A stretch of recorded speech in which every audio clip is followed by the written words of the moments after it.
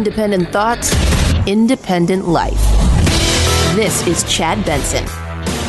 United cannot lay off anybody right now because it took federal bailout money, but in a letter to employees, 36,000 United workers are being told they may be laid off in October. Well, coming back slowly, the airline saying air travel is still way down. Among those who are targeted for layoffs, over 2,200 pilots, 15,000 flight attendants, and 11,000 gate agents.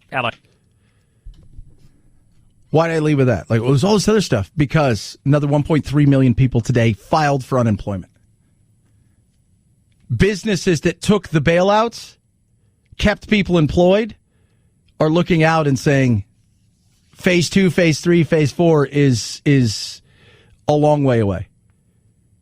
This is what we're doing. This is what we're looking at. We're going to see this over and over again. I hate to tell you, the flip the light switch ain't going to happen. The flip, hey, there we go. Everything's fine. It's not happening. What's going to happen as more and more states start to realize that they have zero handle on this. Zero handle on this.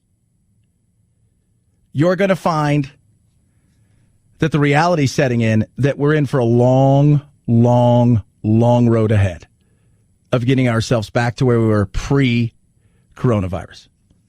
That's the reality. We haven't even gotten to the point of evictions and foreclosures. That's coming in the next 2+ weeks. You're going to see foreclosures start to explode. Houses I was looking at, because I live far out of town. I like where I am, but I'd like to move just a little bit closer. I live 65 miles away from work. And I like it because I have tons of space. And we've thought about all kinds of things. We thought, well, we're going to buy the place next door. We've been in negotiation.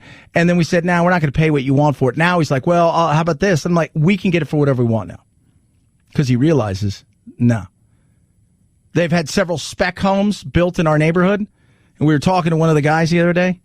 And he's like, 4 months ago, I thought we're going to unload this thing easy, even with all the stuff. He goes, we may never sell it. We're going to lose so much money on this. It's coming. It sucks, but the reality is, at this moment, in this time, COVID is kicking everybody's butt. Period. Case closed. End of story. It is. And politicians can't talk their way out of it. They can't politic it. They can't pass bills to beat it. This is something that is just taking the course that it's taking. We will win in the end. We will get past this in the end. It is not a death sentence. It's not all the things that you'd see in the crazy media. But the reality is, at this moment in time, for the economy, which now many of us are past the point of, because we realize that a lot of this craziness in the media is all about scare and all. We're past that. Now we're looking and we're saying to ourselves, all right, what's this really look like job-wise? Because we thought, summertime, we'll get back to normal. Third quarter is going to be fine. Fourth quarter is going to be an explosion. And then we'll get back to where unemployment levels are right around 8%, maybe 7%, 10% real unemployment. But I think we're starting to realize that isn't going to happen. So now what? Now what is, I've said this and I'll continue to say this. The politicians are not the most important people. The most important people that are fighting this thing, and that includes for our economy, are the scientists and the doctors. Because the quicker they can find therapeutics and hopefully a vaccine or two in the race to get this thing sorted out, the better opportunity we have of flipping that switch. And while it may be a dimmer, hopefully we can take off. 323-538-2423 at Chad Benson Show is your Twitter. Feel free to tweet at us and text the program as well. Speaking of chaos and craziness and this battle that's going on right now with schools and all of this stuff, I talk to a lot of parents on a daily basis. I've got a son, and we've made a decision with Jack that I don't think he's going to be thrilled with, but it's the best decision right now because some of the things that parents are looking at is, well, what do we do? Because I don't want to be start-stop. I don't want to get the kids into school and watch teachers have to try to sit there and argue and fight and social distance because they want to hang out with their friends and just be kids and they don't understand what the potential is. And the potential of them getting sick and dying is so minute.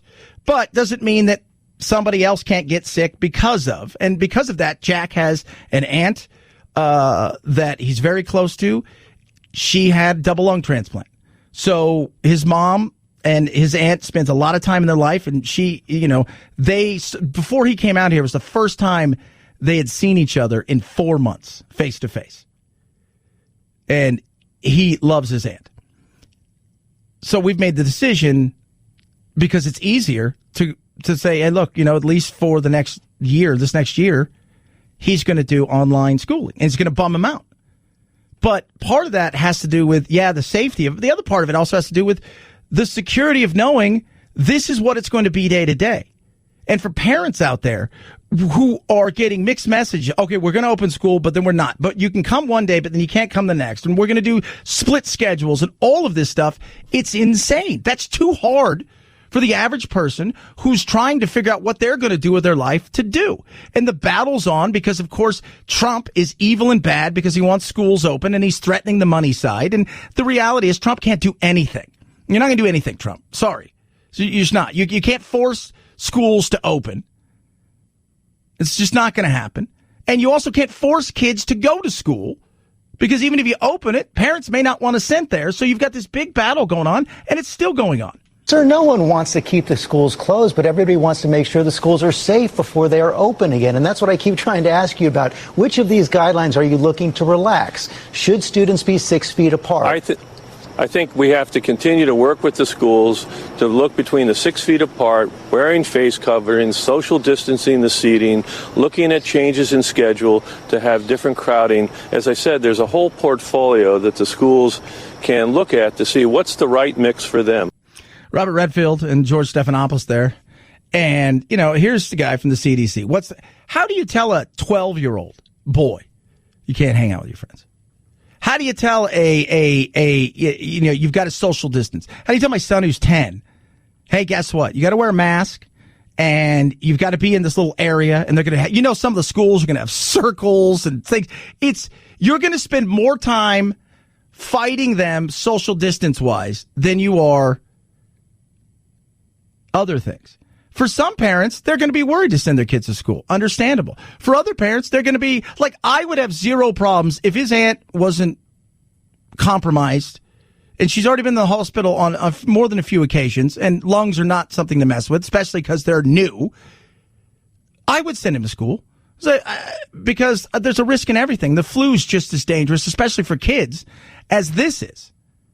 But my problem on top of all of that is the fact that there is no true guideline in a lot of these things. And we're not quite sure that they're going to be going to school for the whole year. They may go to school for 2 weeks and then they may shut it down for a month. You can't have that. People need certainty, especially when they're trying to get their lives together. And we've got unemployment continuing to rise. We've got all of this stuff going on. And then you're telling parents, hey, by the way,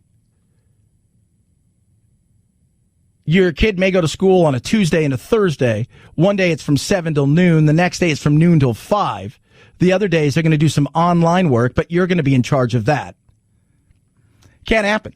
People want certainty in situations like that. They want to know, hey, this is it. Monday, Tuesday, Wednesday, Thursday, Friday. This is when the kids go to school. This is what happens. At least with online, they're prepared for it. And they have an idea of what it's going to be like on a day-to-day basis. I've always said life is like going to a concert. You ever go to like one of those festivals and you read the tickets? What's it always say? Subject to change. Subject to change to a certain extent, right? Like if I buy, guess what? Smashing Pumpkins, The Cure, Social Distortion. These are bands I like, by the way, just to let you know, right? Like The Jam, Rage Against the Machine. whatever. I expect, one band may drop out, but if nobody shows up, I have an issue there. 323-538-2423 at Chad Benson Show is your Twitter. Once again, kids. Another 1.3 million Americans lost their job recently and applied for the first time last week for unemployment benefits. This is the latest sign that the recovery in the labor market from the coronavirus pandemic is going to be slow. A number of states have had to pull back on reopening as the infection rate has worsened in more than 30 states. Another one. Just listen to this. 1.3 million. Another 1.3 million. Worsening, to say the least. Places like Arizona, California, Texas. Today, Arizona, Doug Ducey, governor, who's been missing in action. My biggest complaint, and this is a complaint for a lot of politicians, is, first of all, I see none of them with any real plans. They're trying to, put their finger in the dike and hope it doesn't, the waters pop. Oh my God, over here. And there's no plan. But for a lot of people, showing up is half of the battle right there. And he's been MIA. If I'm him, the first thing I say today is, why didn't you guys pay the ransom? 9 days? You haven't done anything or said anything? That's ridiculous. I could say a lot about DeSantis. I could say a lot about Abbott. I could say a lot about Gavin Newsom. But you know what? I don't live in those states, and I see them all the damn time. Cuomo, I see him all the time. Hell, Bill de Blasio, governor here in Arizona, as we are the worst globally, he might as well be on the back of a milk carton. What's a milk carton? Long time ago, kids. 323-538-2423 at Chad Benson Show is your Twitter. Feel free to tweet at me, text the program as well. Gold, we're talking about the economy. What happens to the economy? Right now, uncertainty. You don't want that. Certainty is a thing that scares the marketplace. And we've also got a situation where in the currency market, you can have manipulation. Countries will do certain things. And right now, the dollar is in a situation where it's going to get thumped. So you have to say to yourself, how do I protect myself to the downside? How do I protect my wealth?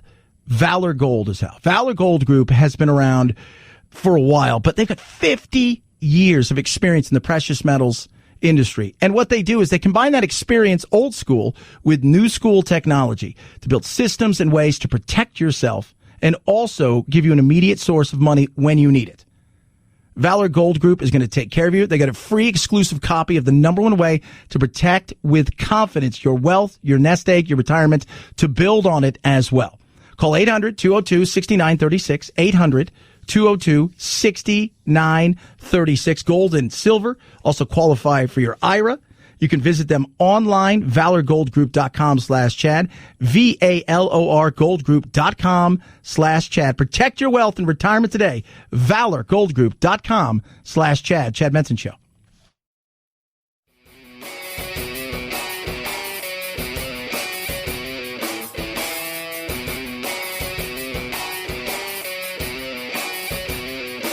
Being antisocial sucks. Hang with Chad's friends on Facebook, The Chad Benson Show. And if you just need some alone time, head on over to Twitter at Chad Benson Show.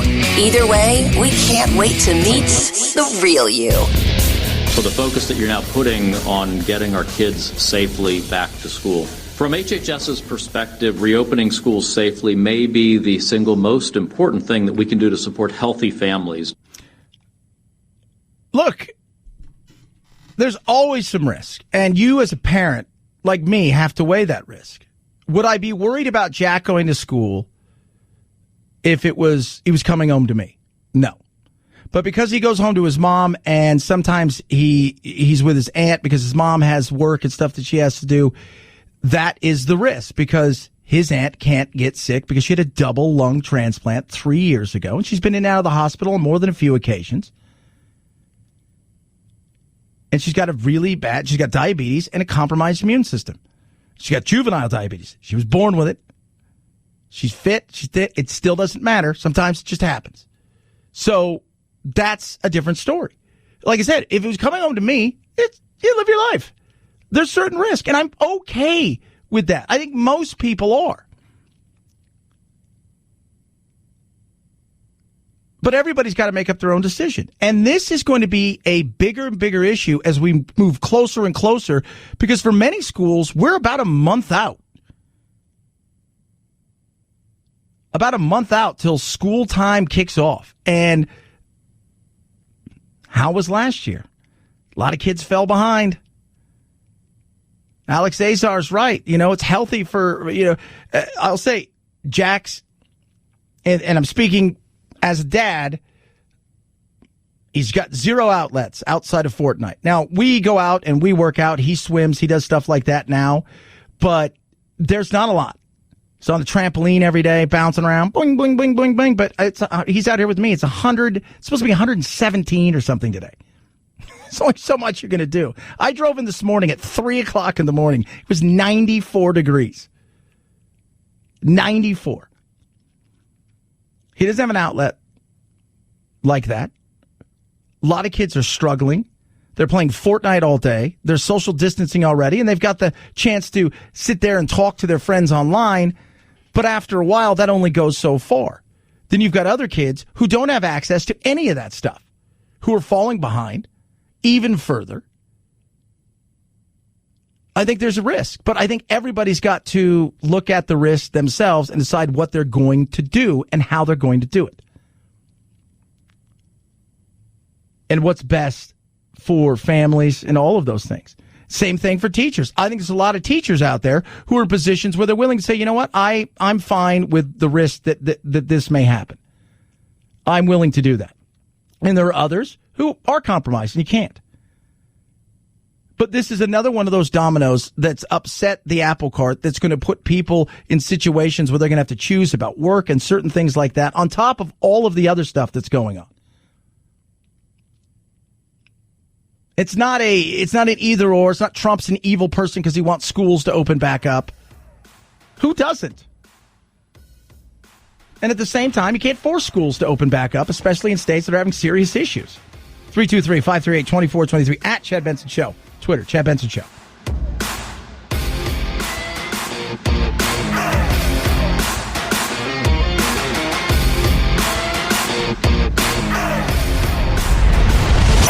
The Chad Benson Show.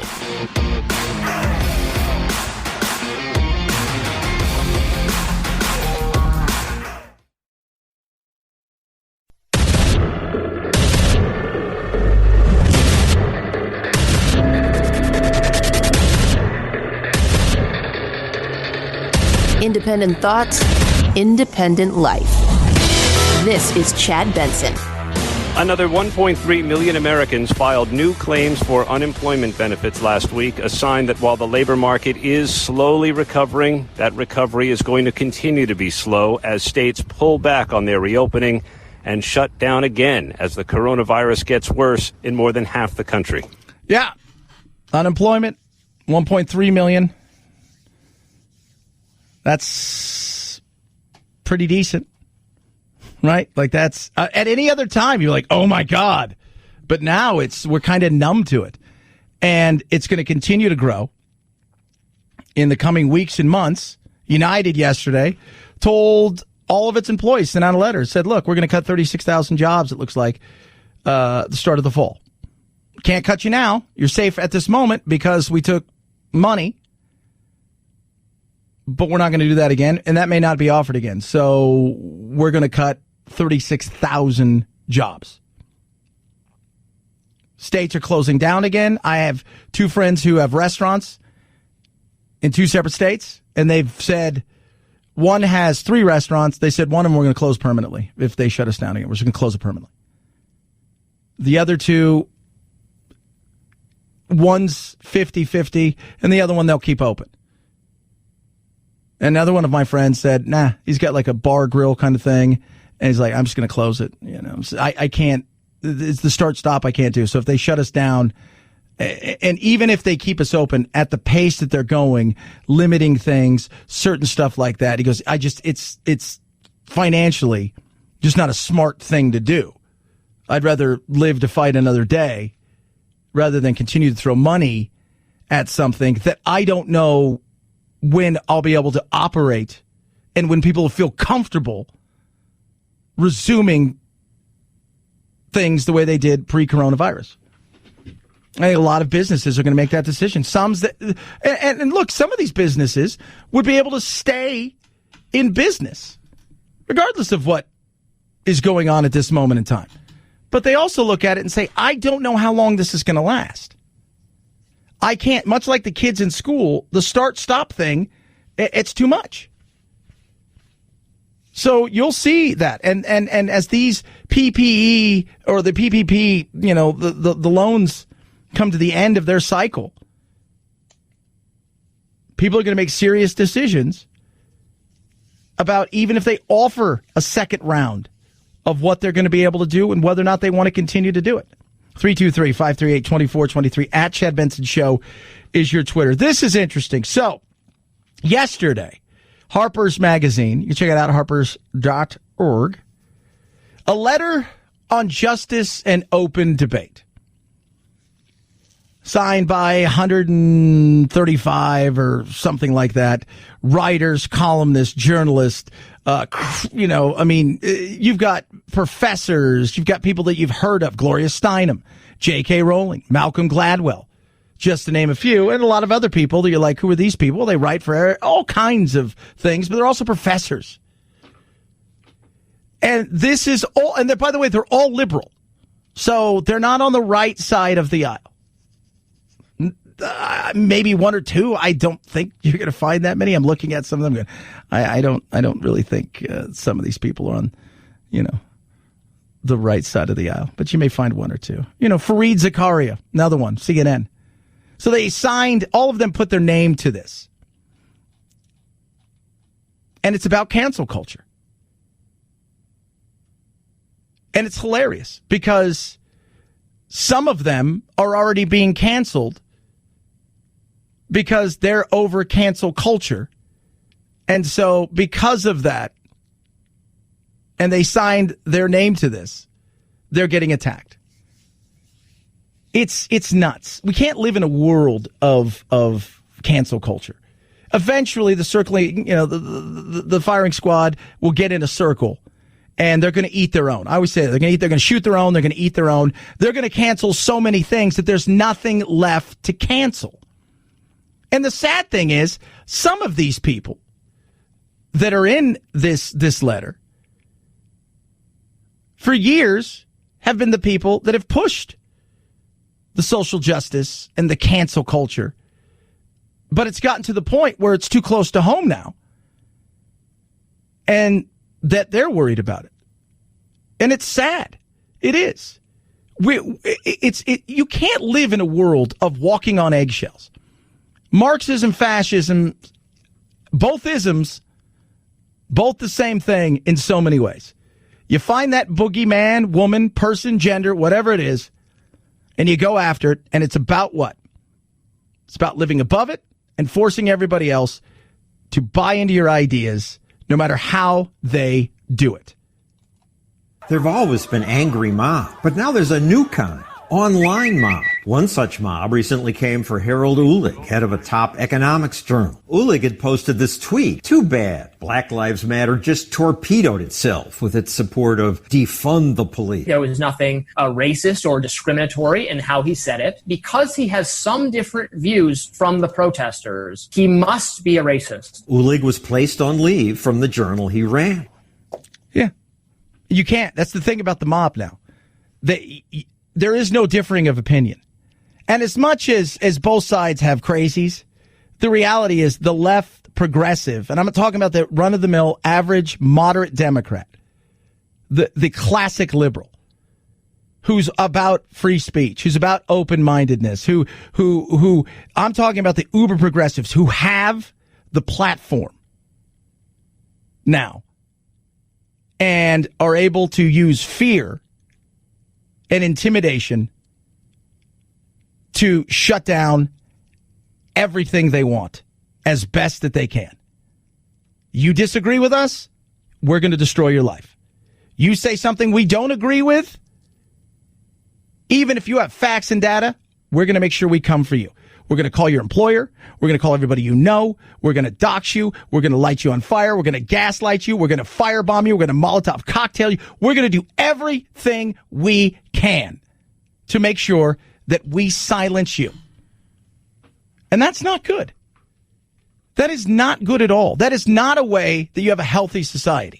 The mob even attacks its fellow Democrats. This analyst at a Democratic polling firm tweeted about a study that concluded riots reduce the share of Democratic votes. I would think the rioting does hurt their cause. That sort of behavior makes people fearful. So all this young man does is tweet an article that's true, and he gets fired? Activists who don't want there to be any criticism tagged the employer and said, like, come get your boy. Within days, this public polling firm guy was let go from the position.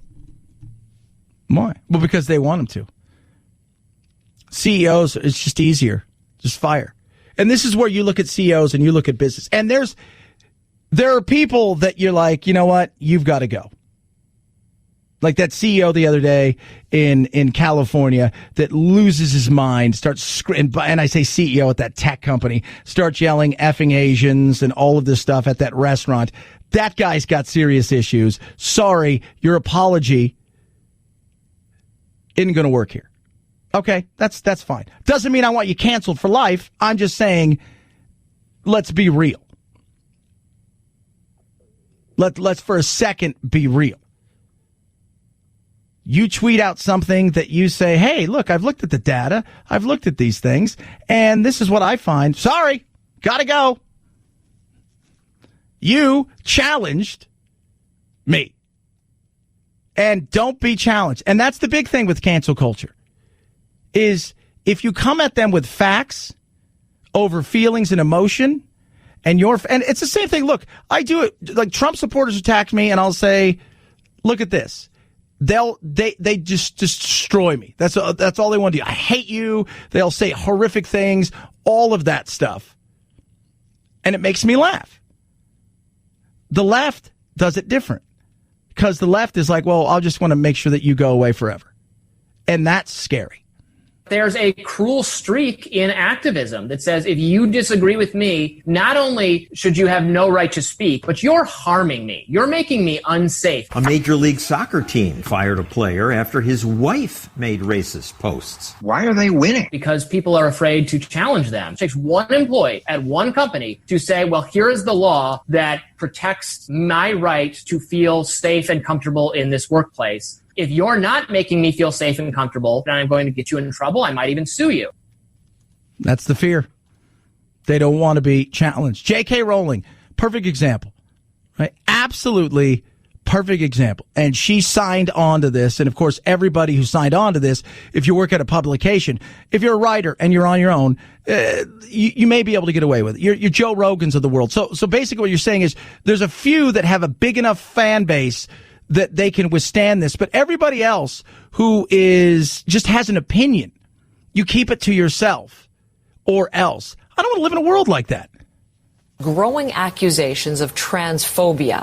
J.K. Rowling has been criticized recently for her comments about transgender identity. In England, after this woman was fired for saying merely identifying as a woman doesn't make a person a woman. Anything you couldn't explain? Harry Potter author Rowling defended her, tweeting, force women out of their jobs for stating sex is real? That made Rowling a target. J.K. Rowling, silencio.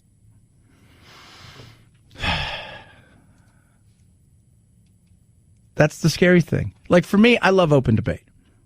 I like some of the stuff the right does, like some of the stuff the left does. I get attacked by both, which makes me think I'm doing something right.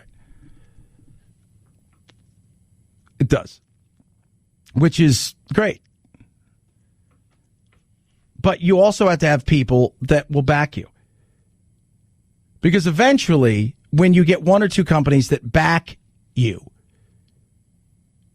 then what ends up happening is, the one thing about the mob is eventually you find out that they're kind of a paper tiger. And I've seen it in some companies who are like, no, we're not doing this. Sorry, and in other places, they bow. But how do you beat them? Well, of course, white people historically have benefited tremendously from their race. So why should we listen to people like you? You're a white guy who grew up in the suburbs. Yes, I have a tremendous amount of privilege. I've lived a very lucky life. I think I should be able to point out the inconsistencies. The solution is to challenge these people. You just have to speak up. Challenge. It's that simple. Challenge. And you challenge. And by that, you if somebody comes and you've got 4 employees that say, I feel unsafe here because so-and-so has a different belief system to me, you challenge them by saying, and that's the beauty of the world we live in. It's okay to have a different belief system. I don't think that person's going to hurt you. Tell me how you feel unsafe. Do you think he's going to follow you to the car and stab you? Do you think he's going to come over at night and firebomb your house? How do you feel unsafe? Because you're being challenged is not unsafety.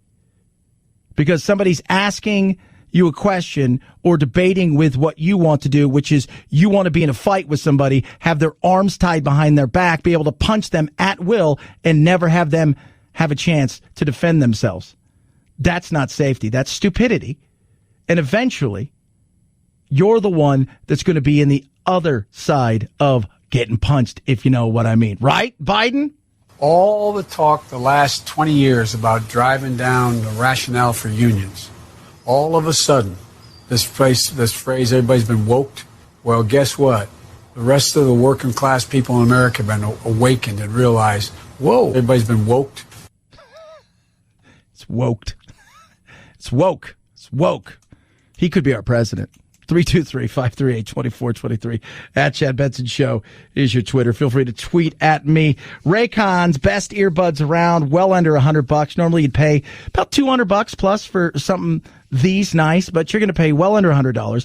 The E25s, you get 6 hours of playtime. You get nice noise isolating fit, more bass, better design, just more control. Simple and easy. Put them inside they come in these neat little it looks like a little cube thing, and you put it in there, and they charge up fast. Put them right in your ears. You never even know that they're noise isolating fit. So you're making phone calls, a conference call, whatever it is. You don't have the dangling wires or the stems. You can hear the other person. They can hear you. It is just awesome. And for all of us working at home or looking for other things, or maybe even people like me who work out really hard and don't want any of that stuff, the stuff banging off your neck and the little, you're like, did I lose that white thing? You don't have to worry about that with these. Get yours now. Save big, an extra 15%. Go to buyraycon.com/Chad. Buyraycon.com/Chad. Buyraycon.com/Chad. Chad Benson Show.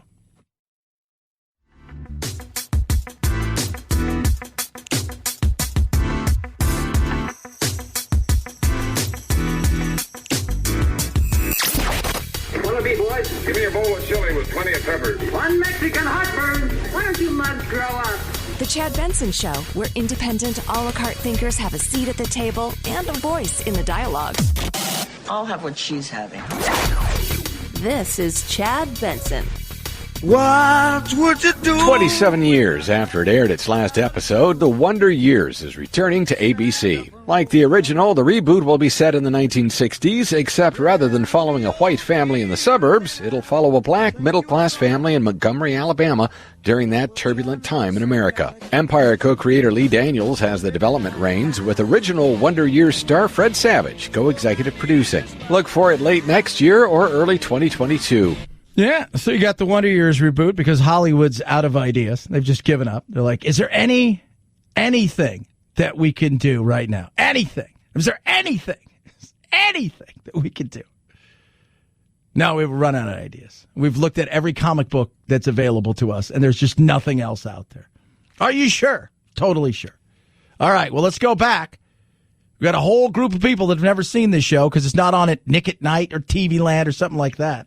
So let's go find it, find out how offensive it was, see what we can change to make it perfect for today. Sounds great. Keep going back to that same well of same wells. Speaking of old-timey, guess what? Rock's biggest night will look a little different this year. The Rock and Roll Hall of Fame swapping out their live ceremony, which was scrubbed in May because of the pandemic, with a special honoring the class of 2020. A lineup including the Doobie Brothers, T-Rex, the Notorious B.I.G., 9 Inch Nails, Depeche Mode, and Whitney Houston. special will air on HBO and HBO Max November 7th. Then look for the 2021 ceremony to return next fall back at the Rock Hall's home base in Cleveland. I just want to see how they get Notorious to make an appearance. You think they do a hologram? Part of the fun is watching them play, right? Now, obviously, Biggie's no longer with us, so that's not going to happen. But that's kind of part of the fun. Just watching them play, and I don't want to see them do an acoustic set in their, socially distancing acoustic sets. Just put it off for a year, and then do a big party. Do it twice if you're going to do it. And it's if you're going to do it. 323-538-2423 at Chad Benson Show is your Twitter. And tweet at us. I tweeted earlier, doesn't matter who wins this presidential election, Biden, Trump, or Kanye. It's crazy in the White House. Now, crazy doesn't mean they're crazy, although you can make arguments on all sides as they're a little bit crazy. All of them. But people are like, you tweet that and they take it as, oh, that's not sarcasm. It's the way you really feel. Well, I mean, look, Biden, a little bit out there. I got some issues. Trump, that circle's closing fast around him and his group. And Kanye, as we all know, has had some issues. Either way, reality TV looks like it may win again. Chad Benson Show.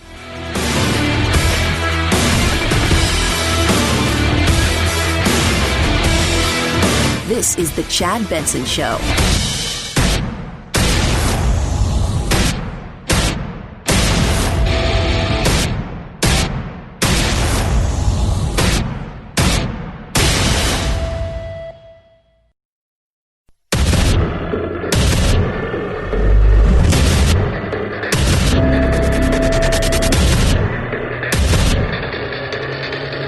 Independent thoughts, independent life. This is Chad Benson. Another 1.3 million Americans filed new claims for unemployment benefits last week, a sign that while the labor market is slowly recovering, that recovery is going to continue to be slow as states pull back on their reopening and shut down again as the coronavirus gets worse in more than half the country. Yeah, it's not good. Not good. It's not good at all. It really isn't. What do you say at this point? You've got big corporations like United saying, hey, guess what? We're going to probably lay off 36,000 of you come the fall. Once we exhaust all this money, we're going to lay some of you off. Small businesses out here in the West and several other states, Florida, they're looking around saying, all right, are you guys getting ready to shut down again? It's a possibility. Numbers are skyrocketing. The number, and I've said this, I'll continue to say this, the number that matters to me is what's the mortality rate? Death rate, whatever you want to call it. 0.04%. So a little bit more deadly than the flu for people under the age of 70. Doesn't mean it doesn't put pressure on hospitals, which it has in a lot of states. That's the one I look at. So if you're under 70, the chances of you dying from this is minimal. Doesn't mean it doesn't happen. People die from the flu. We never talk, we talk about 50, 60, 70, 80, depending on the year, 80,000 people die from the flu. We don't really talk about who were they? Did they have comorbidities? Were they healthy young people? Were they children? This is the political side of stuff that we face at this moment in time because, and I often wonder, especially over the last several months, what would this look like? Let's say this was Trump's second year, end of his first, into his second year. Would this be a different situation? What would this look like? Because it's a election year, it's even more chaotic and crazy and political than I think it should be. You're always going to. I was just eating a piece of string cheese, and because somebody's yelling at me because I said I wear a mask, and they're like, "You're what's wrong with America?" And I'm like, how do you get that? Like, you wear a mask. You're what's wrong with America. You think you're an American. I'm like, I don't, like, how, what? Like, where'd you get that? Like, that because I wear a mask if I go into the store and they ask you, wear a mask. Oh, I'm going to wear a mask because I'm not an a-hole. It's just, it's not a hard thing to do. It's courteousness, right? It's just respectful. Well, they're taking away, why are they taking away our freedoms? Look, if they come and they tell you got to wear a mask in your own house, I'll be like, kiss my ass. You got to wear a mask in your own car. If you're on a walk, you got to wear a mask. No, I draw a line there. But I was sitting there and I'm like, man, we could take a piece of string cheese and somebody could figure out a way to make it political. Well, it's white. So obviously it's bad. It's just, I don't get it. So growing numbers, states scrambling, governors with very little plans, no way to politic their way out, no way to talk their way out, no way to do any of those things. So we're in a situation where struggling economy, more and more businesses looking to shut down, PPP money is exhausted, and oh, by the way, we haven't hit the individual financial tsunami, foreclosures, evictions, they're coming. Big time. 323-538-2423 at Chad Benson Show is your Twitter. Tweet at us. All of that being said, then you've got a situation where we are in the midst of summer, but parents are trying to figure out, what do I do with my kid or kids in the next month or so? Because you get mixed messages. Here in Arizona, they announced schools are going to open on time on a Thursday. On a Monday, they had another press conference to say, we're going to push that back 2 weeks. Now, who knows what? I have a feeling that most kids aren't going to be going back to school for the foreseeable future in any real consistent way. It's going to be mostly online learning, and at best, for them, if they're going to go anywhere, it'll be staggered and or 1 or 2 days a week. We're finding out that learning by computer is not as good as learning in the classroom or learning on the campus, and I think you're finding that too. We want to learn in the classroom, so our schools, we want them open in the fall. Yeah, who doesn't want them open? Like, everybody is, parents. And if you're a parent, you got to make that decision. And I've talked to more and more parents who are like, I would rather my kid go to school, and or even in some ways, willing, it's so funny because we've made this political, and because we make everything political, to quote unquote take the risk. It is ghoulish for Donald Trump to inject his broken, corrupt, incompetent political approach to the global pandemic into what is a life and death, painful, lose-lose decision for most parents. We either send our children to school with the terror that they will be exposed or expose somebody else when they come home or when they get there, or the terror of what is happening to them being taught at home without their peers and without their gifted teachers. Wow. Nicole Wallace, very melodramatic. It's almost like she's acting weird. The ghoulish nature of sending your child to school, never knowing if that child will come home with a bubonic plague and never again have said opportunity to learn. It's like, shut up. Chances of a child under the age of 15 dying from this, according to Oxford and Cambridge. Small little online universities, nobody's ever heard of them, easy to get into. It's like getting into Barbizon, right? It's just... Remember Barbizon, everybody out there? You guys remember that? If you're a little older, Gen X, Barbizon? It was a modeling school. Do you want to be a model or just look like one? Yeah. They say, according to them, again, small little stupid study, better chance of getting hit by lightning than dying from this. Well, they could pass it to other people. That's something that parents are going to have to take the risk. And if you're going to send them to school, send them to school. The 6 feet here, that you can't go out and have recess, like everybody's going to be in a pod. And no, if you're going to send kids to school, let it be as normal as possible. Well, they could be spreaders. They could be. That's the risk you're going to have to take. We've discussed this, Jack's mom and I, of what we're going to do with him. He's 10. And the discussion has been a situation where we have to realize that he's in a much different situation because he's very close to his aunt and his grandmother. And in many occasions, they'll get him after school. Both of them are compromised, especially his aunt, who had double lung transplant a few years ago. She's got type 1 diabetes. I said juvenile earlier, and I was told I was wrong and I should shut my pie hole. But we've got to weigh those things. And the other side of it, if you're a parent, so you weigh all of that, then you've got the other side, which is you may be an essential worker. Because regardless of what happens, about 70 to 80% of us are still going to be going to some sort of job or working out of the house. And having a situation where you've got to now scramble because 3 weeks in, they're deciding to close the school and you're back trying to figure out what to do with your kid, or you've got to decide, do I want to send my kid to school or should I just have them do online where at least I know I have consistency and I can control it and it's built for that. And we think that's what we're going to do with Jack.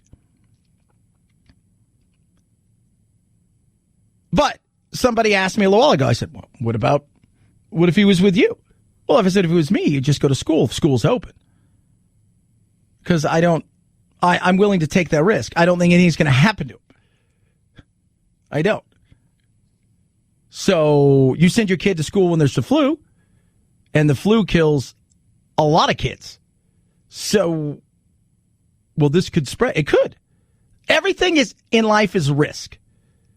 Are some, and it's all about the calculated risk that you're willing to take. Some of it is it's like flying. Is there a risk? No matter how minute it is there a risk getting on an airplane or driving to work or doing? Yes, there is. But you take those calculated risks. But it's not just that. Some of it is the consistency. Start-stop for kids aren't good. Some kids, not only do they need the schooling and the discipline and the continued steadiness of it, they also need a few other things. Things like food. Oh, yeah. Yeah. Human interaction that isn't through a computer and that isn't just one or two other people. It's good for them. That's the emotional well-being. So there's a lot that goes into this. So when we look at all of this stuff, from the coronavirus to how it affects the business and everything else, the school side of it is very big. And many of you listening are parents and are dealing with this right now. And you're going to be making that decision in the next coming, 2-3 weeks. 323-538-2423 at Chad Benson Show is your Twitter. Feel free to tweet at me, text the program as well. Speaking of a decision you should be making, purple is the only decision when it comes to your sleep. So think about this. Your bed right now is a flip phone. It's a rotary phone. Purple, my bed, is the latest gadget you can get at CES that is incredible. It is a modern-day work of phone brilliance. Well, what does that mean, Chad? Technology's advanced. Sleeping really hasn't. It hasn't. This is where Purple comes in. So they've got the Purple Grid. Patented for your comfort. It's the technology that is so amazing. It adapts to your body. Firm and soft where you need it. 2,800 open air channels, naturally temperatured, neutral gel. So what's that do? The other day, I said, I'll leave the house at like 85. Just to see if I could take my nap. I slept like a baby. It was amazing. You're going to do the same. If you value your sleep, you'll head over to Purple and check it out. It's risk-free, 100-day trial. You put it to the test. Put it to the test. The minute you sit on it, the minute you touch it, the minute you bounce, the minute you lay down, you're going to know 100 days, 100 years, this is for me. Experience the next evolution of sleep. Go to purple.com/Benson. Use promo code Benson for a limited time. $150 off any Purple mattress order of $1,500 more. That's purple.com/Benson. Promo code Benson for $150 off any mattress order over $1,500 or more. Terms apply. Chad Benson Show.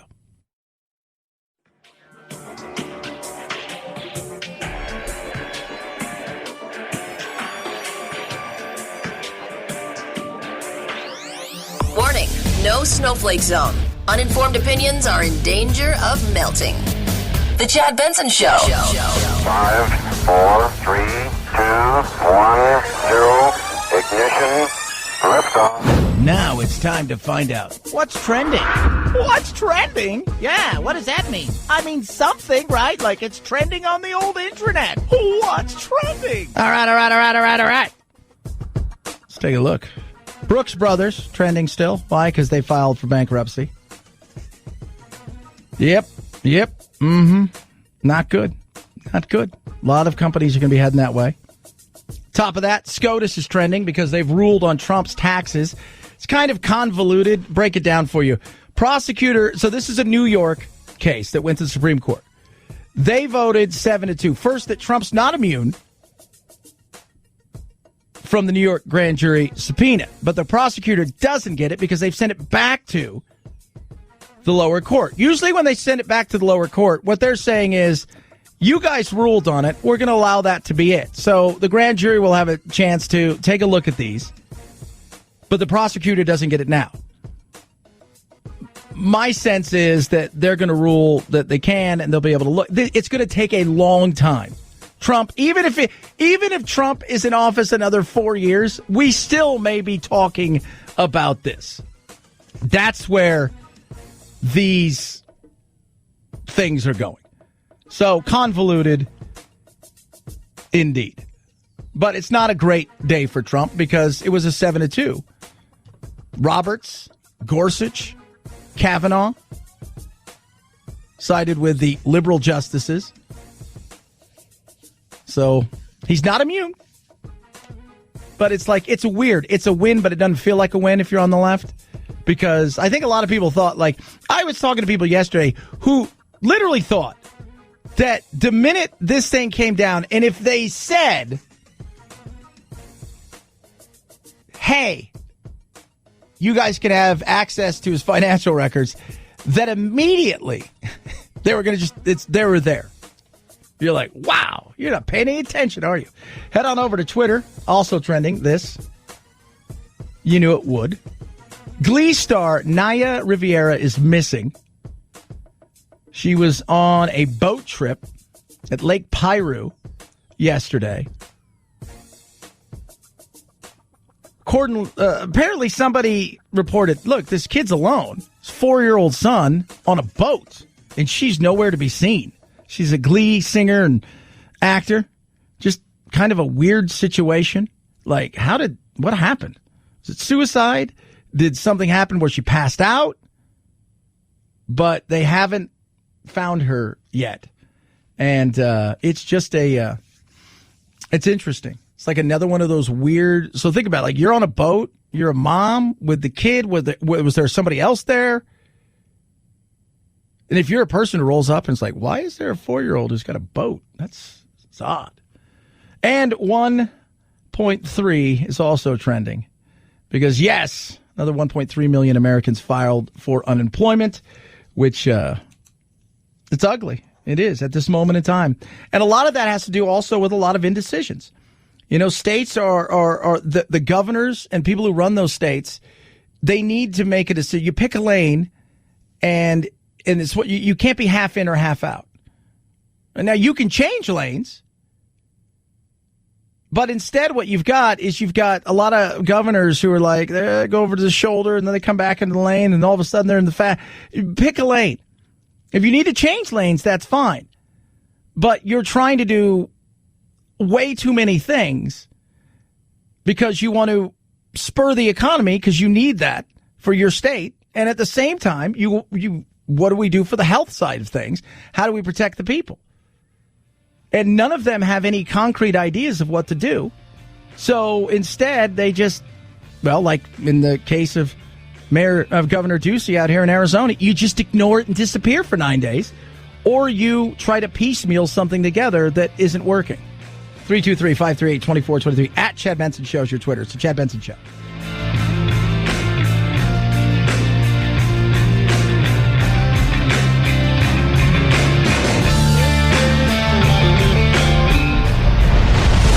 The Chad Benson Show.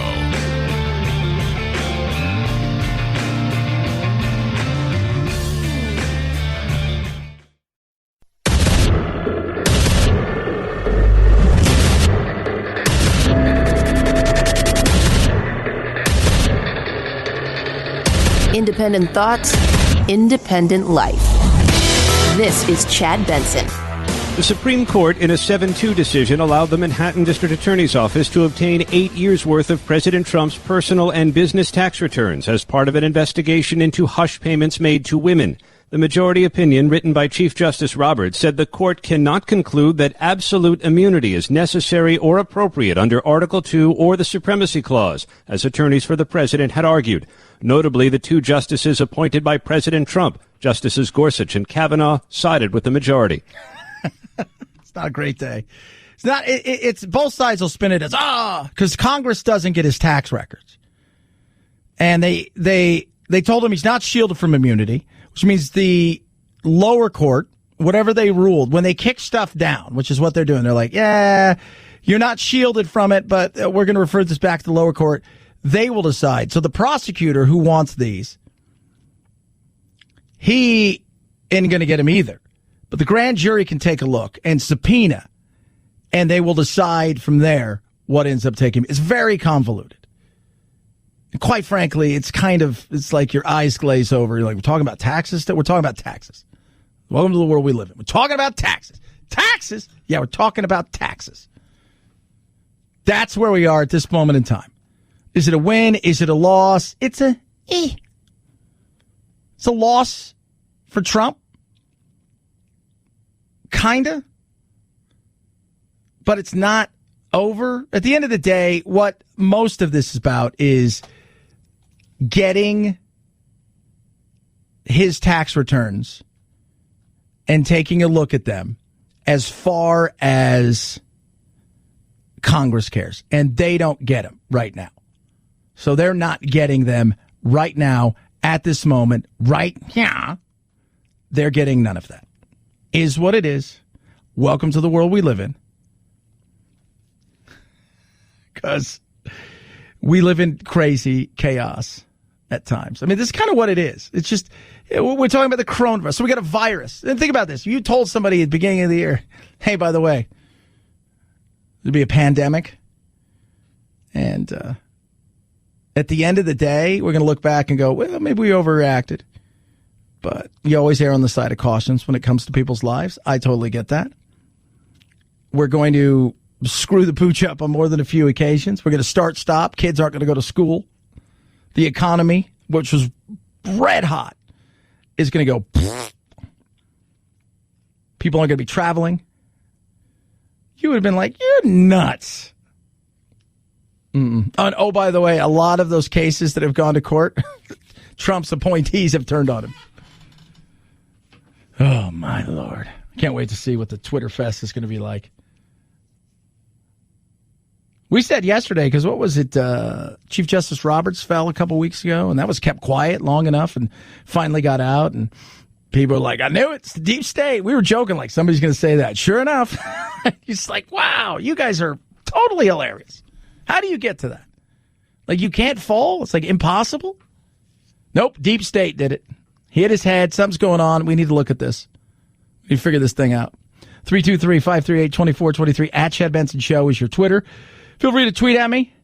Text the program as well. Love hearing from every single one of you. Mask. Coronavirus. Talking about it. How can you not? I said, and I continue to say, if a place asked me to wear a mask, I wear a mask. They asked me to wear a top hat to get in their facility, and I needed something in there, I would do it. We've turned this into a political thing. There are some places where I look and I say, okay, that's a bridge too far. That's a bridge too far for me. I'm not doing that. That's where you step on my freedoms. That's where you just go. Pfft. Some stuff, though, is ridiculous. We can't even have a conversation about masks. New Jersey, they're just being New Jersey. Jersey will now require people to wear face masks outdoors when they can't physically distance. The state already requires wearing face masks while indoors, but today Governor Phil Murphy stepped it up a notch, adding a mandate at places like Jersey Shore boardwalks where it's more difficult to socially distance. have to take this step, particularly given the hot spots that we're seeing elsewhere in the country. We've gone through hell in New Jersey. We've lost over 13,000 people. We've brought our numbers way down. We can't go through that hell again. So outside when you can't social distance. So what is that like? Now I want clarification. Here's the problem, too, with a lot of these things. And much like with the coronavirus itself, the governors and mayors and a lot of people, there's just way too much gray area. There's way too much. Like, what do you mean not social distance? Like, if I'm on a jog, because I'm going to go work out, even in 110-degree heat, I will spend 30, 40 minutes working out because it's great for the immune system. You go outside in the heat, you get your blood pumping. What it does is it doctors will tell you, and a lot of other, health specialists will say it kind of mimics a fever. So I'm not going to wear a mask. I'm not. There's just some things. It's like, no. You come and you tell me you got to wear a mask in your house. I'll say, kiss my ass. I will fight you all day. If a business asks me to wear a mask, and because I respect other people, I got zero problems with that. My producer here, so I've got my national show, and then I've got a local show that I do out here in Phoenix. Our producer, Lloyd Banks, he has a compromised immune system. So I do all I can to make sure that I wear a mask around him, social distance. We're in the same room, we're talking stuff, but I do everything I can because I don't want him to get sick. That's just about having respect. They've asked me to wear a mask inside of the building when we're around other people. That's about respect. And you know what? I've got no problem with that. This insanity that it's like, oh, God, you do this. You're anti-American. You don't know what freedoms are. I'm like, shut up. You're nuts. You've got sheriffs out there that won't enforce some of these things. And I, as a cop, if I was a cop, I wouldn't enforce. I'm not pulling somebody over who's walking down the street with 3 or 4 people and say, you guys need to wear a mask. I'm not doing that. I expect common sense from people. Don't always get that because, as we all know, kids, common sense is anything but that. Well, if you want to call the governor's office or call the health department, and they can put a little yellow light on their car and they can stop people for it. I'm not going to do it. It should be a choice. You shouldn't have to wear a mask if you don't want to. If you're sick, that's one thing. But when our governor goes ahead, he's a nice guy and he's doing the best he can, but he's not communicating with the people in the communities. Which, that's an Ohio sheriff saying, I'm not going to enforce those things. Where I live, Pinal County, we have Sheriff Mark Lamb. He doesn't enforce that. In fact, when the shutdowns of certain places happened, Pinal County's like, I'm not going to enforce these rules because I don't think it's fair that one business can stay open and another business has to shut. And what's essential, what's not essential, I find that unconstitutional. I totally get that. I'm like, I get that 100%. I do. It's like I find some of this stuff absolutely ridiculous. But the mask thing it shouldn't be political. We make everything political. It's enough with this. My God. It's like, don't we all want to get to the same place, right? We want to have a good life, want to have some opportunities, want to take those opportunities as best that we possibly can. We're going to have some heartache along the way. Put a little money in the bank. Take a few vacations. I mean, we're all trying to get to kind of the same place. But it's just, I think now we want to get to the same place, but we want it to also be different.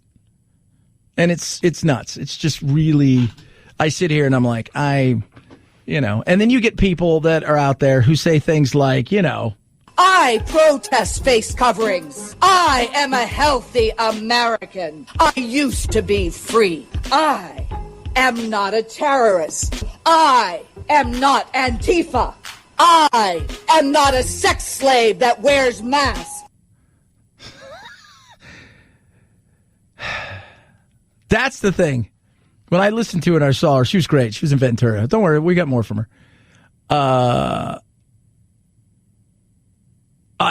I thought, what does sex slave have to do with wearing a mask? Respect. Like, if you force me to wear a mask, because I also have a choice, then I don't have to go in that store. I don't have to go in that store. I'll find someplace else. I don't have to. You have a choice. The sex slave, I don't get it. It is not normal for people to cover their faces. It is an act of submission, subjugation, of slavery, of shame. Only women in Islamic countries cover their faces with burqas. The men do not. Antifa thugs cover their faces. Patriots do not. Stop this ridiculous charade. Don't remain the weak-kneed, indulgent parents that you are right now, trying to force grown-ups to play peekaboo. She's awesome. I love it. She's great. I can listen to her all day. We got to get her on the show. Why are you angry if I wear a mask? Because you're wearing a mask out of stupidity and you're further pushing the agenda. And the agenda is the deep state, which wants to control all of us and have us living in fear and thinking that you're contaminated. It is false narrative. And when you wear a mask, which you can certainly do, you are further pushing the agenda that is condemning all of us and keeps us living in a state of terror. Those are people who vote. I just want to let you guys know that. Those are people who vote. They vote. Seem a little bit out there. That person's a patriot. One of them had an accent that disappeared in the middle of the rant. Because you're pushing an agenda. And that agenda is about the deeps. What? What happened to your accent? Oh, yeah. Sorry. People are crazy. It's a damn mask. Put it on. Put it on. If they ask you to put it on. Otherwise, don't. I don't care. And by the way, I'm not going to bust your balls. I'm not one of those people that's going to call you out in a store if you don't wear a mask. I'm just not. I'm not. And I also look at it like, hey, if masks are so important and they really cut down and they seem to work, is what everybody says, and conventional wisdom says that, then why is it that we can't have everything open?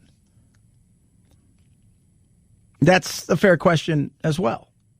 So if it works, we should open up everything. If it doesn't work, right,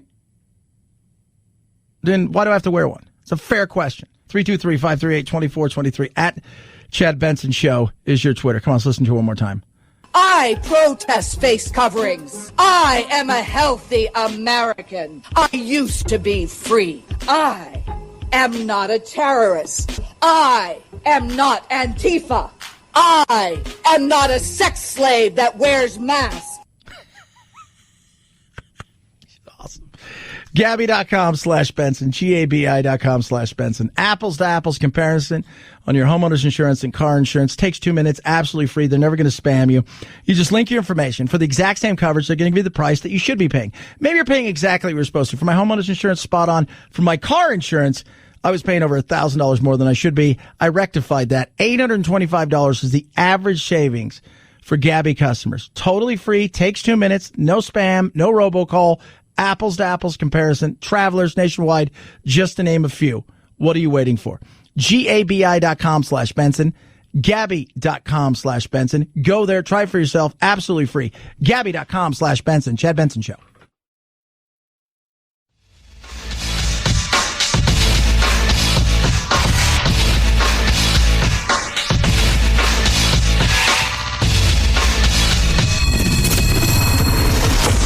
The Chad Benson Show, where we reach across the aisle and occasionally poke someone in the eye.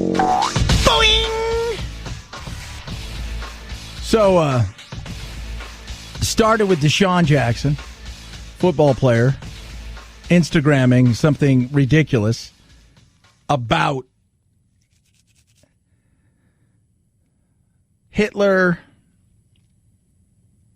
blacks, how Jews control America, essentially, and it was just bizarre, convoluted. He came out, issues his apology, about what he said.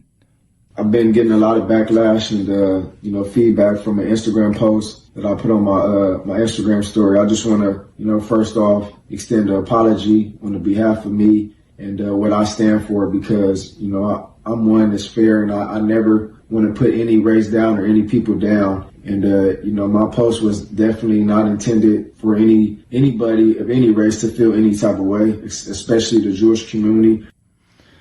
So you had that, and then Steven Jackson comes out. Basketball player. Probably most famous for the Malice in the Palace. It was him, right? It was him and at the time Ron Artest. Now I think his name is like Super Peace to the world. Yeah, Meta World Peace. But Steven threw the biggest punch of the night, if I'm correct. So he's running in behind Ron. And Steven lit the guy up.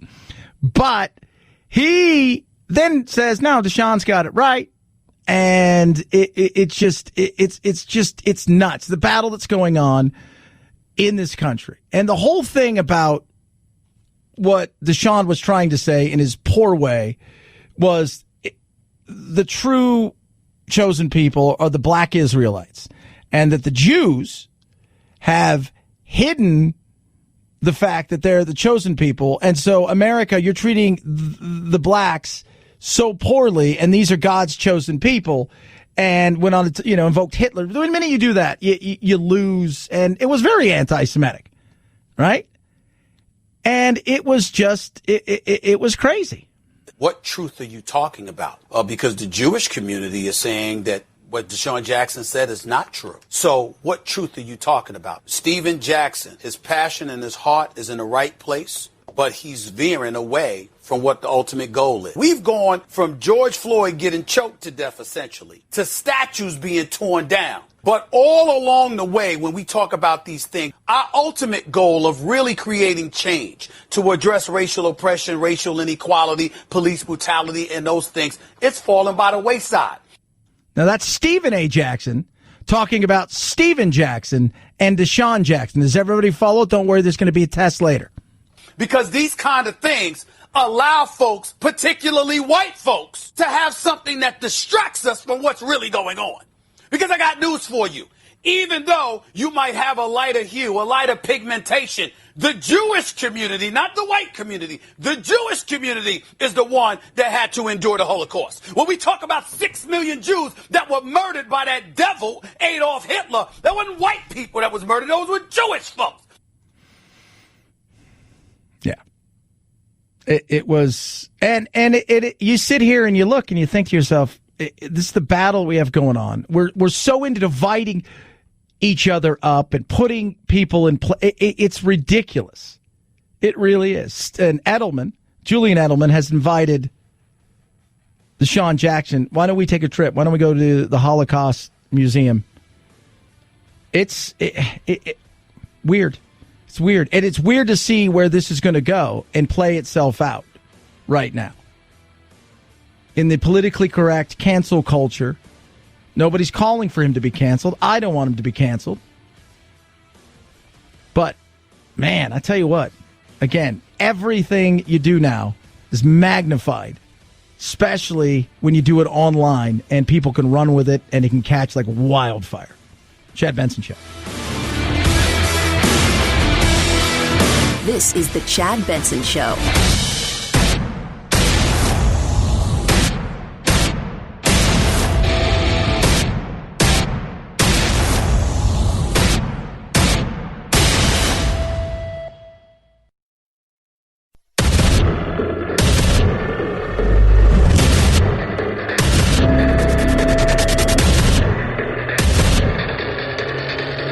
Independent thoughts, independent life. This is Chad Benson. The U.S. Supreme Court handing down rulings in President Trump's financial and tax records, something he has long fought to shield from the public eye. The Supreme Court ruling it will not allow Congress to get the president's tax and financial records, at least for now. Chief Justice John Roberts, in a 7-2 opinion, reversed a lower court decision upholding 4 congressional subpoenas for the president's financial records, saying it failed to adequately account for weighty concerns regarding the separation of powers. Earlier today, the Supreme Court ruled the Manhattan DA can see President Trump's personal finances, but they remanded that back to a lower court for another opinion. So, what does it mean? A win for Trump as far as Congress for now, but a bigger loss for Trump because no immunity that he was hoping for. Cyrus Vance Jr., the DA, Manhattan DA, when they send stuff back to a lower court, usually what they're saying is, "This, you guys have ruled on this, or look at it again. Whatever you say, we're going to go with." So the grand jury will have a chance to look at it and decide, do we need to subpoena? Do we need... Cyrus Vance Jr. wrote, "This is a tremendous victory for our nation's system of justice and founding principle. No one, not even a president, is above the law." Everybody's going to claim it's a victory. Congress is going to be bummed. Some of you out there aren't sharp enough to realize that even if he would have lost all of these, that you weren't going to see his tax returns today. Even if he goes 4 more years. This will be a situation where you may see it still in court, even when he's gone, if he serves 4 more years.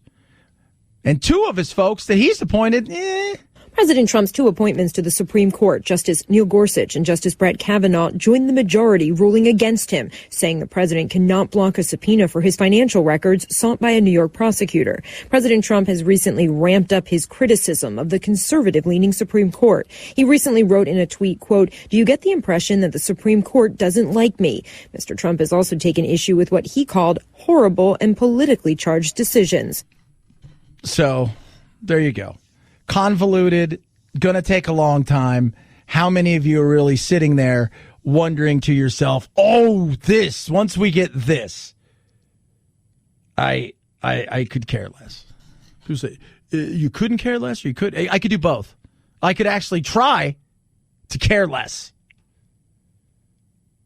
Or I'm at the point where no matter how hard I tried, I couldn't care less.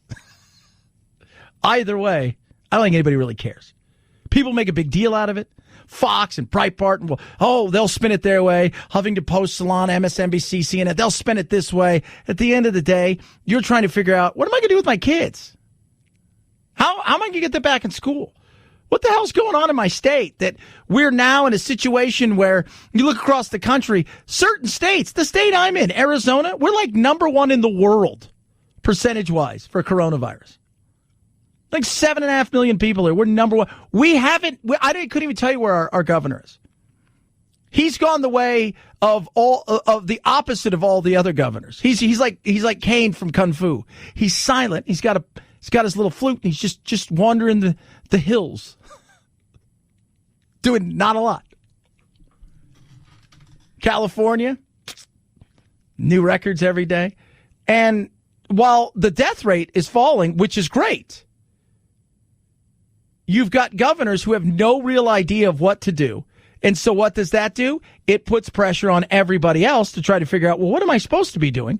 They're throwing things against the wall to see what fits and what doesn't fit, all the while trying to say, well, do I really have to go back? I mean, we're going to go back to phase 0. But I don't want to say we're going back there. I'm just going to do everything and still say we're going forward. They use things like, well, we're going to go back to our arsenal and see what we've got. What's in our tool belt? What's in our tool shed? You have no concrete plan. None. And then, by the way, another 1.3 million Americans filed new claims for unemployment benefits last week, a sign that while the labor market is slowly recovering, that recovery is going to continue to be slow as states pull back on their reopening and shut down again as the coronavirus gets worse in more than half the country. Yeah. So there's that going on. So are Trump's taxes a big deal? They're a big deal for Pelosi, a big deal for Adam Schiff. But for the average American, who gives a rip? I don't care. I don't care if any of them show their... What do I get out of it? Like, is there a prize? Does anybody else get a prize? Well, you could find out if they're doing dirty dealings and whatnot. Do you really? I mean, do you really get to find out what they're doing or not doing? I'd rather have them focusing on things like, all right, how do we jumpstart the economy? What's the plans we have in place where we could sit down with the governors and say, all right, governors, this is what we're going to do. We have all this money that we gave out to a bunch of people. We have all this money that we gave out to businesses. How about instead of closing all the businesses, we build a circle of protection around the people that are most vulnerable, and then tell everybody under the age of 65, do the best of social distance, but live your life as you would any other day, outside of the fact that you might have to wear a mask in certain situations, and accept the fact that there's going to be some risk and understand what those risks are. Shouldn't be that hard. I don't think like I'm saying anything spectacular. Maybe my plan sucks. Maybe go to hell in a hand. You know what does suck? This. Not knowing, gray areas, fighting over masks, shutting businesses down, telling businesses that do operate, well, you can kind of operate, but not really. Seeing our hospitals have serious issues, and watching people who should have more sense do the dumbest things they possibly can. How's that a winning formula? It's not. But instead, they'll talk all day about taxes. You guys hear about his taxes? I don't care. What's in his taxes? Well, you know, stuff. No, I don't know what stuff's in his taxes. Like, what's in there that I'm going to go, oh, my God. There's nothing in the world. I could look at this and I could care if you go in there and you find out that he's literally been going to vaults. He's going to Fort Knox and he's stealing money. Then we need to have a question for you, sirs. Just a question. Well, what if he's benefited? Well, what president hasn't benefited in some way, shape, or form? Trump was in a much different position. What if he's lost? I've always asked that. What if you find out that in the entirety of his run up to the presidency and through his presidency, he's lost $1.5 billion of net worth, or $1 billion of net worth? Does he get anything for that? No, he doesn't. So who cares? Everybody needs to get over themselves. Let's focus on the things that matter. How we get the economy jumpstart, the plans we're going to have to put the mechanisms that we're going to put together, if we have any of these plans, into play so we can get ourselves moving forward. Also conveying the message, there's a little risk out there, right? Now, 99.6% of you are going to survive this, but there will be a few people that, even healthy, may get into a situation where you react badly and you could pass away from this. But understand, it's a calculated risk, but it is a risk. Yeah, okay, I'm willing to take that risk. And, oh, by the way, we're going to send kids to school, and it's up to the parents to decide what they want to do. Schools will be open. We find the teachers that are willing to take that risk as well. The way I look at it, this is just me. If a cashier could go into Walmart, I think we could teach kids, and we can allow them to be kids when they're there. This is crazy. You have to have these conversations. I'm like, that's why I joke about whoever wins. We're going to have crazy in the White House. Trump's a little crazy at times. Sometimes crazy like Fox. Sometimes you're like, I'm not quite sure. Biden, mumbling in the corner. Kanye, he's bipolar. But he might be entertaining. So tweeted out about, and somebody's like, Kanye's he's a fraud and he's a fake and blah, blah, blah. And I'm laughing. I'm like, oh, okay. He's like, his $1.3 billion isn't even real money. Like, wait, what? What kind of money is it? It's like, because if it's monopoly money, then we can all say we're billionaires. Well, it's just not real. I'm like, okay, why is it not real? Because it's all about marketing and music and stuff. And I'm like, so that doesn't count? Like there's different kinds of wealth? I've looked at Kanye and some of the stuff that he talks about. Do I think he has a chance? No. But not all of it's crazy. And when you look at what you've got Trump and the battles that go on and the fighting and the insanity at times. And I've liked some of the stuff that Trump's done, and some of it I could do without. It's the same thing with any president. I have real issues with Biden because I don't think Biden is 100% Joe Biden. I think there are times when he's not all there, and it's a fair question to ask. 323-538-2423 at Chad Benson Show is your Twitter. Tweet at me. Text the program as well. Valor Gold. Markets up, markets down. Markets up, markets down. You don't want to be in that position. Are you aware U.S. dollars lost a third of its value in the past 20 years? How about this? If you would have 20 years ago, if you put the same amount of money in the stock market and the bond market and the gold and silver market, what do you think you'd be doing? You'd be throwing more money at gold and silver. 300%. It's outperformed the stock market and bond market. 300%. Soak that in for a second. ValorGoldGroup.com/Chad. You need to visit there. It's about building wealth. It's about protecting your nest egg that you've built up over time. So I've got my egg and I'm building it up and I've got all this money and I'm my retirement and it's about protecting that, but it's also about growing that. And Valor Gold Group can do that. 50 years of experience. They combine the old with the new, with the systems, the analytics, the whole 9 yards. Gold and silver is also qualified for your IRA. No obligation. You're going to get a free exclusive copy of the number one way to protect your wealth with confidence. Call 800-202-6936. 800-202-6936 or visit them online, ValorGoldGroup.com/Chad. ValorGoldGroup.com/Chad. 800-202-6936. Chad Benson Show.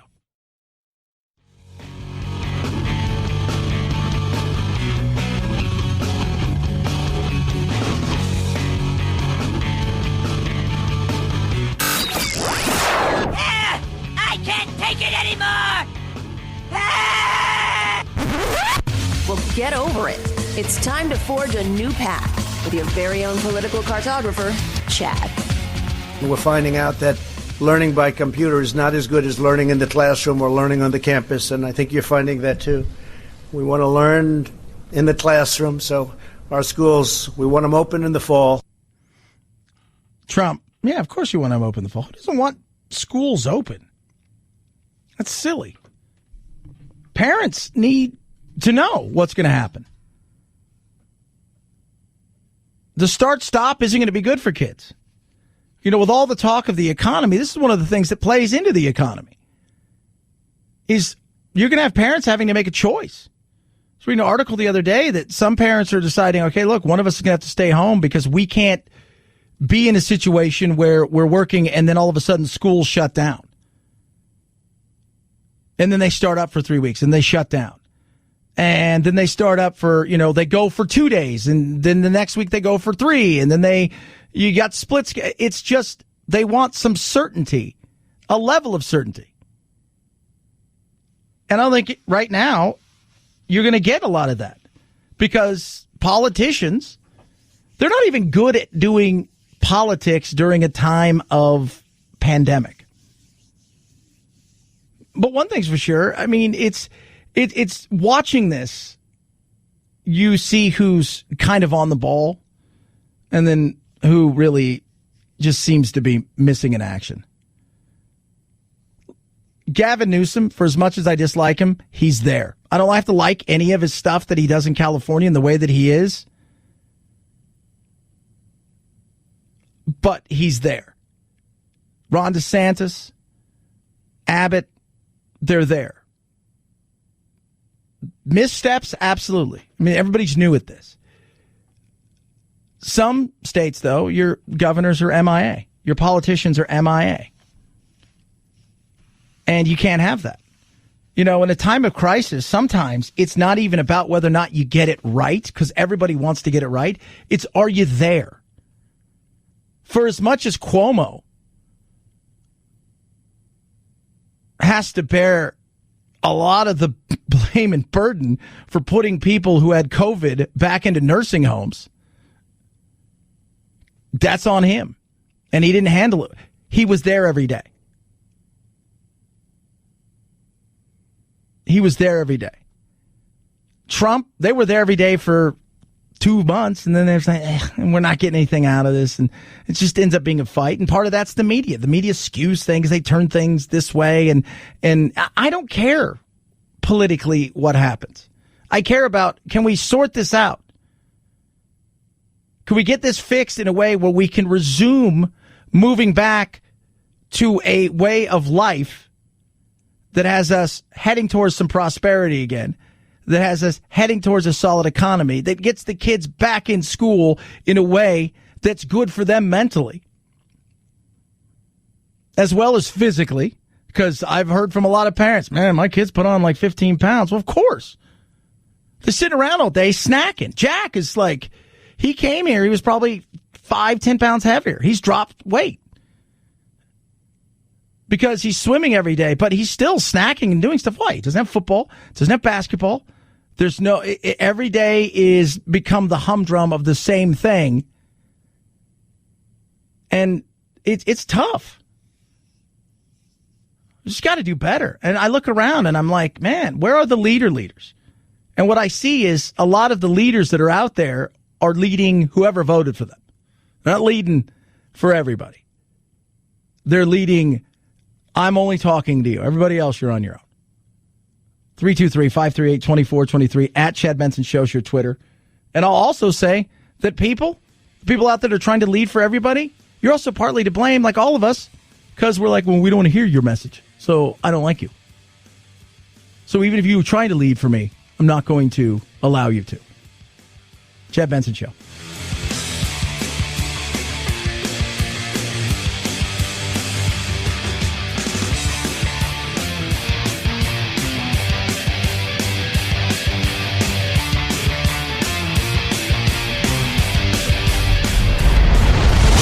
The Chad Benson Show.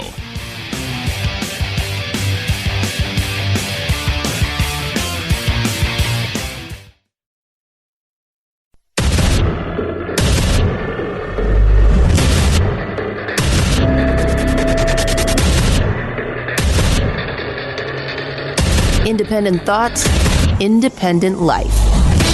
This is Chad Benson. What a day. Never a dull moment in the world of politics, pop culture, and insanity. Just for a second, I would like to say, as crazy as all of this stuff is going on, if you want to just for a moment, and you should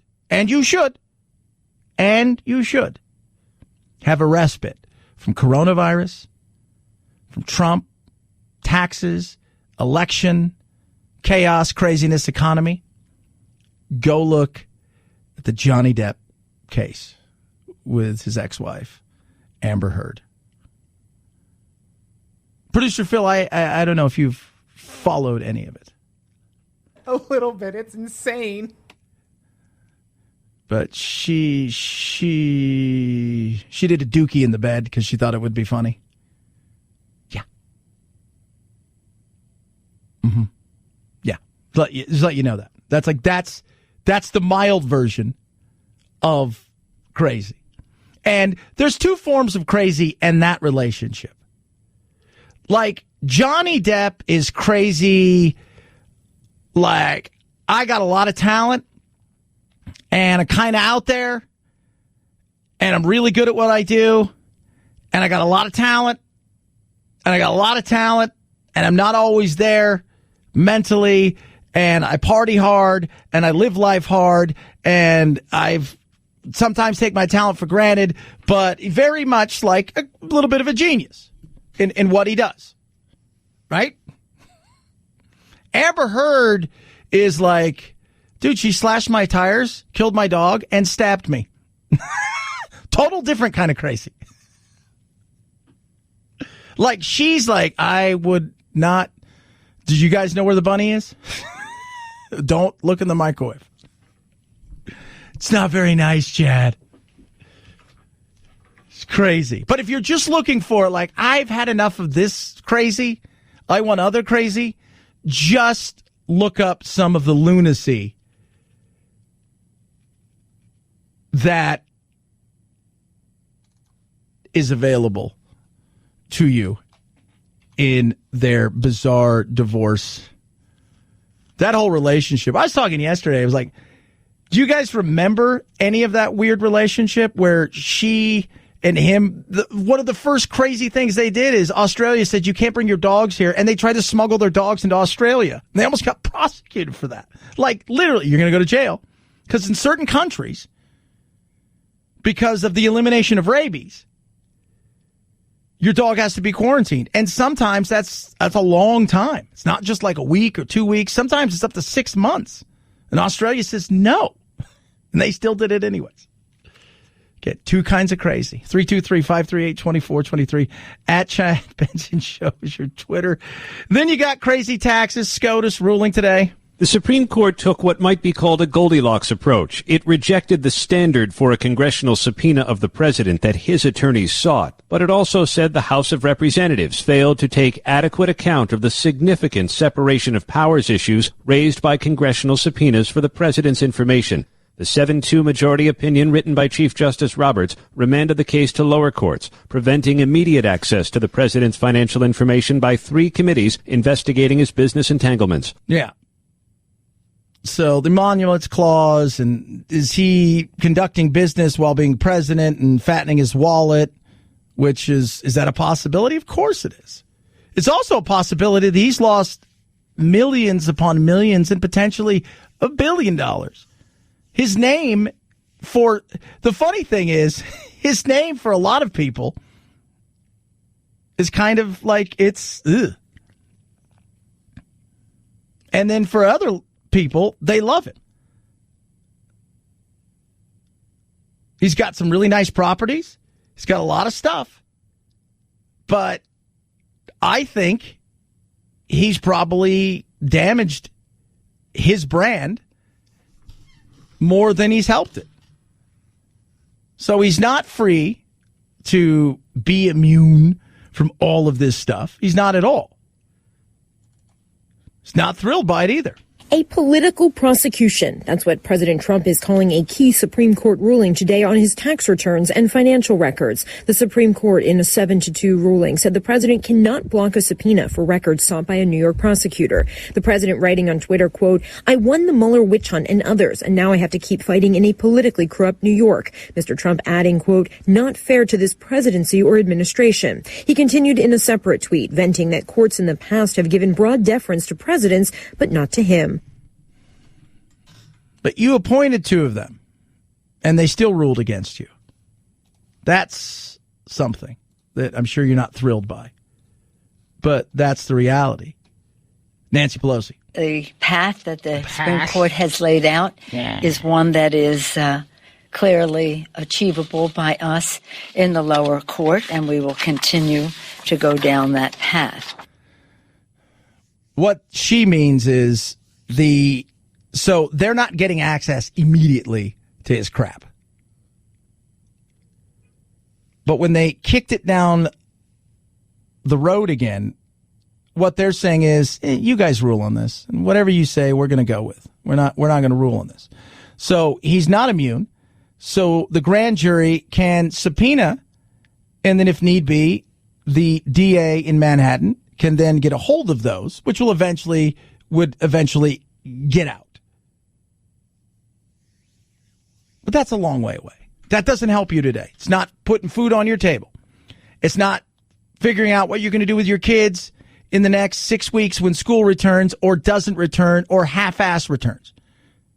It's not putting you in a situation where you know what you're going to do with your business or your work because you're not quite sure what's going on.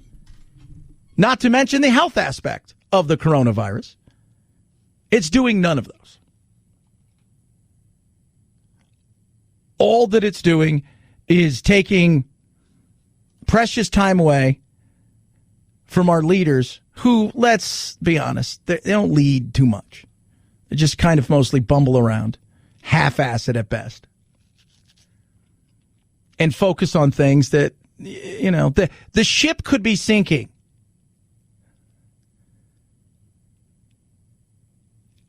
And they're asking themselves, does my hair look good? Does that really matter now? It does to them. 323-538-2423. At Chad Benson Show is your Twitter. You can tweet at us. You can text the program. Love hearing from every single one of you. So producer Phil and Anthony, we always chat back and forth about crazy stuff. And Anthony says to us, hey, you guys got to check this out. Our buddy Andy No was up in Vancouver, Washington. And there is a Pride. So it was Pride Month last month, which was that was completely usurped. Black Lives Matter, George Floyd, all of that stuff. So they had painted like the rainbow in a crosswalk. But apparently somebody had tore out through said rainbow. Potentially. We're not quite sure. But they're looking at it as potentially a hate crime, that there was a tire mark through there. I'm not making this up. I'd like to say I'm making this up. I'd like to say that's not real. No, it's real. It's real. The Vancouver police would like to be in touch with anybody who saw looks like a 90s Mustang, I want to say. And somebody tore out across that. So that's a potential hate crime. Then you've got the Black Lives Matter, the couple that painted over the Black Lives Matter, and that potentially is going to be a hate crime. We got a Karen in the house. What's happening? What's happening, Karen? What's happening? Aw. No one wants you here. Oh, what the did you just say? Black Lives Matter here. Get the out of here. Oh, what'd you want? Say that again? No one wants Black Lives Matter here. That's what I said. Oh, really? All lives matter. Hey, you should not be doing that. You should get out of here. All lives matter. Lives matter. All lives matter. You. I love rational conversations. They go so well. So Black Lives Matter, painted out on a street, Northern California. Karen and Ken come and they paint over it. Now that's going to be potentially a hate crime. And how dare you say all lives matter? Case in point, Terry Crews. You guys know who he is? Producer Phil, remind everybody, Terry Crews, what color is Terry? Last time I checked, he was black. Black. That's right, black. He and Don Lemon got into it because he tweeted out about, hey, all lives matter. There's some good people that are white, good people that are black. There's bad. Yeah, I mean, you can't do that. There are some very, very militant type forces in Black Lives Matter. When you have the leaders of the Black Lives Movement who are now talking about, if we don't get our demands, we're going to burn it down. Other black people who are talking about working with other whites, they're being viewed as sellouts or called Uncle Toms. You're actually being controlled. Someone wants to control the narrative. And I viewed it as a very, very dangerous self-righteousness that was developing that really viewed themselves as better. You can't say that. No, you can't. It's absolutely right. Look, Black Lives Matter, the message is exactly, they're two founders. And let's be real. James Lindsay said it the other day. Do you support Black Lives Matter? And his thing was, well, which one? If you guys don't know James Lindsay, is really cool. Check him out. Educator, smart guy. He said, well, which one? Like what it is on the grassroots of getting behind people that Black lives do matter as much as anybody else. And that there's been systemic issues within our justice system and other places that we need to address. Yeah, who can't get behind that? But Black Lives Matter, this group where you're talking about redefining, changing, and tearing it all down, that, no, is not what it's all about. Ilhan. As long as our economy and political systems prioritize profit without considering who is profiting, who is being shut out, we will perpetuate this inequality. So we cannot stop at criminal justice system. We must begin the work of dismantling the whole system of oppression wherever we find it. So it's about dismantling, but it's not, you go and you look at like, okay, what are some of your demands? What are you looking for? And it's like this and it's that. And we're going to defund this and we're going to get rid of that. And we're going to tear this down. And it's nuts. It's like there's nothing about that. You've completely taken this message and you've run with it. And we can't have a conversation in this country where everything is viewed as, like we just said, you drive through the crosswalk. It's a rainbow painting to celebrate Pride Month. And there's a skid mark on it, and now we're looking to investigate that as a hate crime. Like somebody tore out on it? What if somebody was walking across the street against a red light and they slammed on their brakes or... Nope. As producer Phil said, and as we say here all the time, it's not It's not how it was intended. It's how it's taken that matters. Skewed messages, lunacy. These are things that are going on. And part of that is because we've got a younger generation that doesn't have its battle. Great-grandmothers, grandfathers, depression, right? Grandparents, for a lot of you, they fought the war, WW2.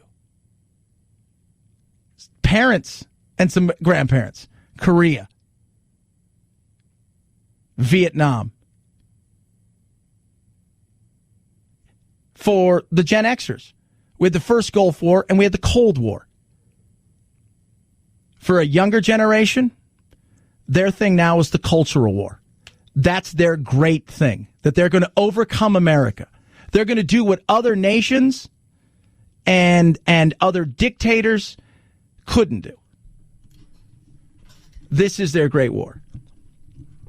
323-538-2423 at Chad Benson Show is your Twitter. Tweet at us, text the program. I'll tell you, can't let them win. You can't.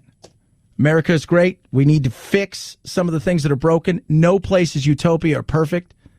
But this is a war we cannot afford to lose.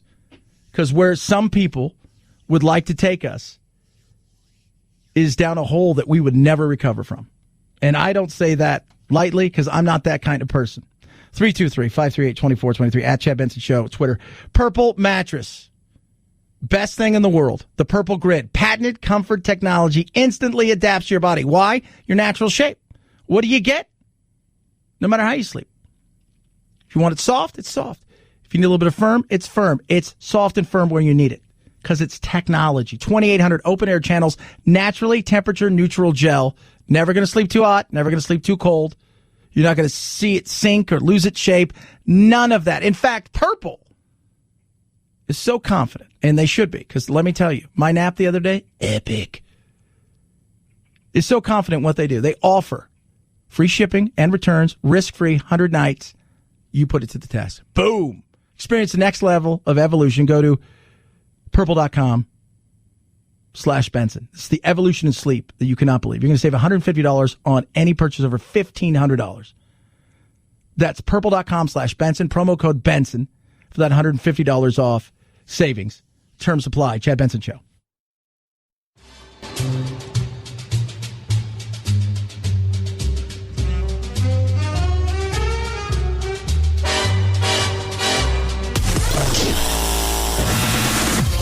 No need to fear. We promise we won't give you a noogie and make you cry Russia, Russia, Russia. Fui to fearless leader. Fui. Fui, and double fui. What is your language? This is a family show, remember? Fui to families too. Nostrovia. This is Chad Benson. The Supreme Court, including the president's appointees, have declared that he is not above the law. Yeah, so Trump, not above the law. It was a win and a loss for Trump. A bigger loss because I think the path has been painted to them to get and subpoena tax records and financials to find out if he is gained from his presidency. I don't know what he gets if he loses. Nobody said that. Like, hey, Nancy, just out of curiosity, let's say you look and over the last 5 years, starting with his run up and, but let's just say, because you've got 8 years, but let's say that he's lost $500 million. Do you say, oops, can I look at your financials? I mean, really look at your financials. How about your husband's financials? Just say. So win and a lose, but a bigger loss for Trump. I say if the scale was to 10, I think today was about an 8 for the left side of the aisle. Congress doesn't get it yet, but I think they realize with Supreme Court pushing it back down to the district courts, they're going to rule for them to have the opportunity to look and subpoena, and that's where the DA, Cyrus Vance Jr., is going to have a chance to take a look at these, and that's where this is going to go. 323-538-2423 at Chad Benson Show. Again, Crazy. Coronavirus. What are you going to do with schools? Floundering economy, another 1.3 million. Trump and his taxes. A crazy world of election. You've got cancel culture. If you're looking for a few minutes of respite, go look at the Johnny Depp stuff with his ex, Amber Heard, and some of the insanity. It is worth it. You'll be like, well, I'm not that messed up. Have a great rest of your day. Guess what? I see Friday. Night, Jack.